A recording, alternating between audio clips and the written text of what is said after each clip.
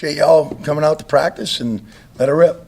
Joe, what kind of challenges does Brenda Cook possess?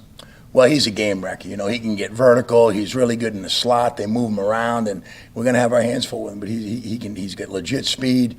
He can catch the deep ball, and he does a really good job of, you know, what we call the pivot route. So he's a problem. What concerns you the most about the Texans? Do you like Well, they do a great job. I mean, the offensive coordinator's still there. I mean, they want to be physical and run the football. I mean, they got an athletic quarterback, Tyrod. I mean, he can run, playing against him over the years. So the thing, I mean, we got to do a great job knocking the run out and making them one-dimensional. But what they do a great job of is they move all the pieces around so fast that they get people's eyes looking over here when the ball is running there. So we got to be really disciplined on our keys and knock the run out. Urban said you guys went all the way back to Tyrod's Buffalo tape to start preparing for him. What goes into preparing for a quarterback like him? Well, the big thing is when he can make the deep throws. He's a Pro Bowl quarterback. He can win the game with his feet if they like to do that. And we got to do a great job. So when we went back to all his time at Buffalo, we opened the season with him when we were at Baltimore. And the biggest thing we want to do is make sure we kept him in the pocket because that's where he was beating people. So we just go back to see not necessarily the plays, and then we looked at the playoff game here, and they were doing a lot of Buffalo was doing a lot of similar things that Houston's doing, booting them out, sprinting them out. So we went back to those two games. So you did the playoff game the Jags played Yeah, against the him? Jags and when Baltimore opened against them. Most of that defense isn't here anymore. What was that experience like looking at that game? Was it just the coaching staff or was it with the players as well? Well, I mean, they're in there and they look at it, but mainly the coaching staff and some of the players looked at it, and then you have cut-ups, but really just what the quarterback was doing and what they were doing to get him in position to succeed. Shaq Gordon said last week that he's relied heavily on Miles Jack and just his tutelage ever since that he got here. I'm just wondering, in your experiences, whether in Baltimore or whether in Jacksonville, have you noticed, two players from the same position group where a veteran is really sort of almost like an assistant coach for the young rookie that's coming in? Well, I think that's a really good point, Gene. I mean, a lot of times you'll see like veterans not help the younger guys. They don't want them to steal the job, but that ain't the case here. Miles has been a great leader, and a mentor to all those young guys. And when I was here the first time, we had a guy named Darrell Smith that did the same thing, kept the guys out after. And then when we got Paul Posluszny, I mean, the same thing. He did so anywhere you're at in Baltimore, we had leadership like that. And I think basically it just shows the testament to who the leader is, helping the younger player. But that's a good point. Joe, with Coach Cullen knowing you so well, do you tweak, change, be a little nervous about anything and everything that you're doing? Well, we know him and Coach Bischoff well too, but I mean, no, not necessarily. I think they get a good idea of probably what we're going to do, but not in every situation. But I know that they're going to be a team that wants to be physical. That's what Coach Cully's all about, and not necessarily. I mean, I think once the ball's snapped and you have your game plan, it's up to the players. The game, it's all about the players. What do you guys like about Andrew Wingard back there at safety? Well, one, he's reliable. Two, he's tough. He's physical. We got a great group back there. I mean, with Rayshon, but Winnie's a guy that you know what he's going to do when the ball snaps. He's going to do his responsibility. He's going to do it 100 miles an hour. How far away would you say Andre Cisco is? Not far at all. I mean, he'll be playing as well. They're all anybody up is a starter. So if you're getting that, well, the depth chart says this, says that. If they're up with a helmet, they're starting because they're going to go in the game at really any given time in certain positions. That's one of them. Cisco could be in there second series, third series. Okay, so it's like a rotation. Yeah, I mean, seeing how the flow of the game goes. Who's your nickel cornerback with Herndon already being ruled out? Well, we're just working a lot of guys right there. I mean, Trey's out. He's working. I mean, there's certain guy, Clay Brooks, is over the years done a really good job there. We're training guys there. I mean, obviously Tyson. I mean, he's limited, so we'll see if he's available and ready to go. But we really don't know yet. How excited are you to see this defense be able to get on the field and what they can grow into in real games? No, yeah, I'm excited. We're all excited just because they've really put the work in and have worked hard and just go. Hey, your assignment. Do it. Do it to the best of your ability and go 100 miles an hour and let the chips fall where they fall. Go ahead. How much does it help preparation knowing that Houston's bringing back the same play caller and mostly the same offensive scheme? Well, I mean, obviously being in the division, Jacksonville's played them twice a year, And the last place I was at, we played them 3 out of the last 4 years. So you have a good, familiar, it'll be a little bit different, but the same play caller, pretty much the nucleus. There's some different coaches they brought in, but the offensive line coach is new, but the coordinator's back. Last one, Mark. Joe, what's the genesis for you of the dime package with the 3 safeties? I mean, when did you first see that and then start installing it? Well, I mean, we've used a lot of different packages. Sometimes you just wait for the right opportunity, but we'll have some with 5 down line, we'll have some with 4 down line, some with 3 down line, some with 2 safeties, some with 3 safeties. So really, over the years, we've adapted and used that in certain situations. Nobody you worked for, like, to you was like, this is what we're gonna do, and No, you basically, like, sometimes you get tied into certain personnel groupings, but basically you see what players would fit well if you do use that package. You don't want to just have it just to have it, but you use certain packages, and sometimes you have a dime, sometimes you have like a quarter with all DBs, no backers, so it's just all relative to who you're playing. Thanks, Coach. Yeah, appreciate it. Thank you. How we doing? What's up, Great, thanks. Tyron Johnson, just what kind of speed does he bring to your offense, and what can you really do with him? Yeah, he's been a really good addition to us. He does have speed. I mean, he has other abilities as well. So I think the biggest thing for us is right now is getting him up to speed. I think that's always the challenge for coaches when you bring in a new guy, on short notice. And Sanjay and the rest of the guys have been doing a really good job to get him up to speed. We don't want him as a one-trick pony. Hey, he's in the game and he's running down the field. So we need to have him play, a full wide receiver position. How important is it just to have that kind of speed element in the offense? I know with DJ out in the preseason, the offense didn't have it as much. Yeah, well, I think when you look at Kansas City, it shows you immediately what speed can do, and you can't coach speed, and it really helps your offense to have it, when you can take the top off of coverage and help things underneath, and then use that to go down the field or across the field, those kind of things. You've worked with young quarterbacks before. How comfortable do you feel with Trevor Lawrence heading into week 1? Really comfortable. I'm excited about his progress, and it's been a daily thing, and it still is a daily deal for him.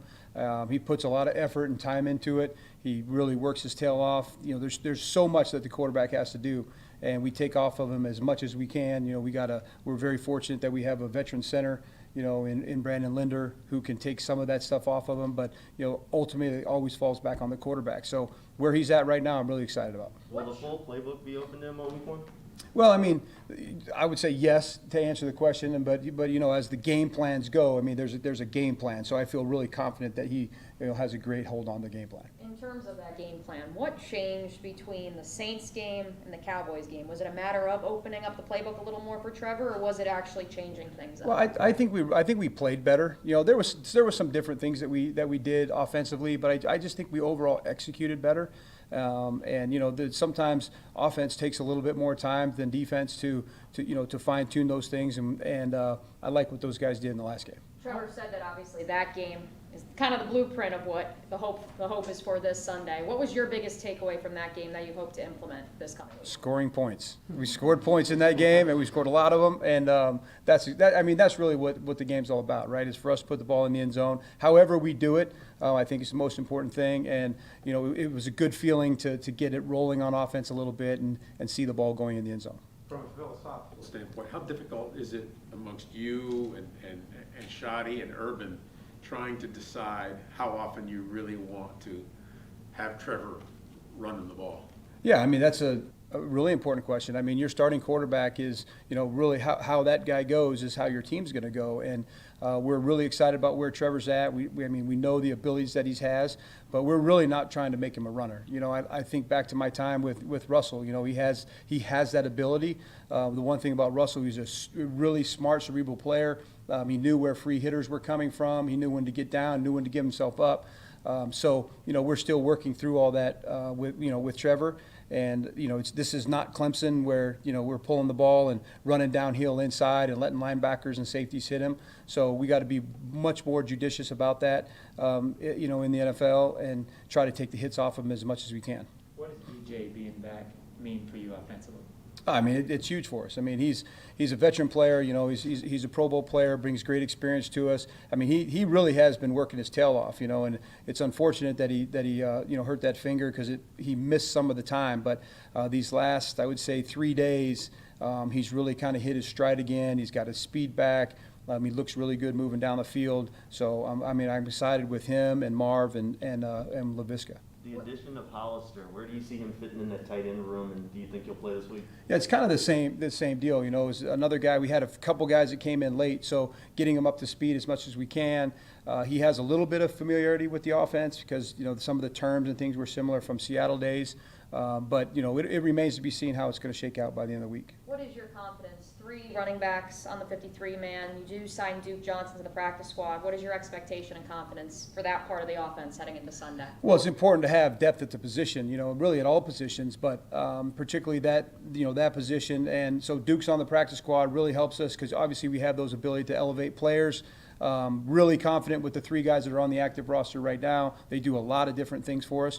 And, you know, if it'll remain to be seen, you know, where Duke's going to come. You know, again, one of those guys in the last couple of days to see how much he can get put in the offense. But it's fun to see him out there working. What has he brought these last few days that he's been here? Well, I Maybe think one of the things that you see from his pass is really his pass catching ability. So he's caught a lot of passes in his time, but he's no slouch as a runner. I mean, he's done a nice job with that as well. What's your, what kind of concern you got about their defense in this Tampa 2, and they're not, you know, they don't show many disguise coverages, but what are you feeling about going up against? Well, I think that, you know, whenever you go up against a Lovie Smith defense, you know that they're going to be well coached. They're going to be very sound in what they do. They're going to play hard, and they're going to get after the football. I mean, that's the thing right now that impresses me the most. You know, I mean, I can go all the way back to, you know, when Lovie had Peanut Tillman, you know, one of the best ever in the game at getting the ball out. They had 10 turnovers in the preseason itself in 3 games. So that's really the main focus for me, is making sure that our guys are very conscious of the ball, take care of it. And then the other part is just the unknown. You know, I mean, Lovie does what he does, but also he's not showing everything that he has in his bag in the preseason. So, you know, there's going to be adjustments that need to be made. Is tempo important for a game like this? I mean, I know that was stressed in the preseason. That's still a priority, along with deep men in motion and. Well, for sure. I mean, offense is about getting into a rhythm, and, you know, tempo will help you do that. But just being able to get our guys into a good rhythm. That doesn't mean you have to go up tempo all the time, but we need to have a good pace about us, working in and out of the huddle, not being slow. Like, those kind of things can also create that rhythm for you. Hollister is the 11th player coach from Seattle that brought in Coach Schneider. You guys have like a little bit of a bond, and, you know, does that help having all those guys? I think we touched on this before, but does it help having all those guys with a little bit of familiarity with each other? I think some of it was actually just coincidence, you know. Really good coaches, you know, the thing with me and Coach Schottenheimer, I mean, I'm jacked to have him here. I'm really excited. He's been a great addition for us. He helps me a ton, obviously, with all the experience that he has. You know, but we have some players, we have some coaches, so some coincidence, but then I also think, you know, really getting good players, and whenever you're familiar with guys, you know what they bring, you know how to use them. So, you know, Shoddy knows how to use Hollister. He's used him a bunch. They had Philip Dorsett there, you know, whether it's Agnew and Marvin, you know, guys like that I'm familiar with. And you have kind of a comfort level, and they're all good players that can do a lot for you. So, you know, it kind of helps push it over the edge when you go to coach and say, hey, what do you think of these guys? These guys are out there. You mentioned getting the offense into a rhythm. Do you put a little bit more emphasis on giving Trevor a few easy plays to get under his belt, since this is his first game? Well, I mean, without a doubt, we need to get him started off well. And it's really important for him to have successful plays early, to have success early. And then, you know, really, I don't know if it's like, you know, press the easy button plays, but we need him to be able to not have to be thinking a ton, you know, when he's out there at the start. We want him just to get in the rhythm of the game and be able to play. How many you have scripted? Yeah. I'm usually a first 15 guy. You know, I kind of have that West Coast background, Bill Walsh, you know, so there's 15 scripted plays. It goes various ways with that. You know, you come off of it to go on third downs. You come off of it if you got a big play and you went in the red area. So things can take you off of it, but it really is important that they know the first couple plays. They've kind of thought it through to be able to get them started well. Thanks. All right, thank you. Appreciate it. Appreciate it.